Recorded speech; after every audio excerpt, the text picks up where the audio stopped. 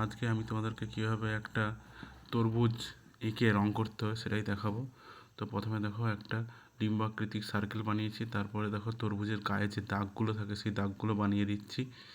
তারপরে দেখো উপরের অংশে দেখো তার তরমুজের যে ডাঁটিটা করে দিয়েছি। তো এরপর এখানে একটা অর্ধেক তরমুজ আঁকবো। প্রথমে একটা দাগ টেনেছি, তারপর একটা অর্ধেক সার্কেল টেনেছি, তার ভেতরে আরও একটা ছোটো অর্ধেক সার্কেল টেনে তরমুজের নিচের অংশটা দিয়ে দিয়েছি। তো এরপর ভেতরের দিকটা মুছে দেবো। তারপরে দেখো তরমুজের বীজটা এঁকে দিয়েছি।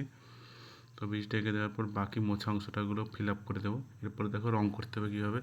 প্রথমে হালকা সবুজ দিয়ে দিতে হবে, ভালো করে ফিল আপ করতে হবে, রং যেন না বের হয়। তো এইভাবে হালকা সবুজটা ভালো করে দিতে হবে। তো দেওয়ার পর এবার ডিপ সবুজ দিতে হবে। ডিপ সবুজ দিয়ে দিচ্ছি ভালো করে। ডিপ সবুজটা দেওয়ার সময় ধরে ধরে করতে হবে যাতে রংটা না বেরিয়ে যায় বাইরে। তো ডিপ সবুজটা ফিল আপ প্রায় কমপ্লিটের দিকে। তো এরপরে এখানে তরমুজের ভেতরে প্রথমে পিঙ্ক কালার দিয়ে দিচ্ছি, তারপরে এতে রেড কালার মেশাতে হবে ভালো করে। রেড কালার মেশানোর পর উপরে আবার একবার পিঙ্ক হচ্ছে দিয়ে দিতে হবে। তো এটা হয়ে গেল। এরপর ব্ল্যাক কালার দিয়ে তরমুজের বীজগুলো করে দিয়েছি। তো এরপর তরমুজের নিচের অংশটাতে ব্ল্যাক কালার দিয়ে হাইলাইট করে দিয়েছি ভালো করে। তো ব্ল্যাক কালার দিয়ে হাইলাইট করে দেওয়ার পর সাইডের অংশগুলোতে একটু ব্ল্যাক কালার দিয়েছি, নিচের যে কাটা তরমুজ সেটাতেও একটু ব্ল্যাক কালার দিয়ে দিয়েছি। তো এটা দেখো, এটা ফাইনাল লুক।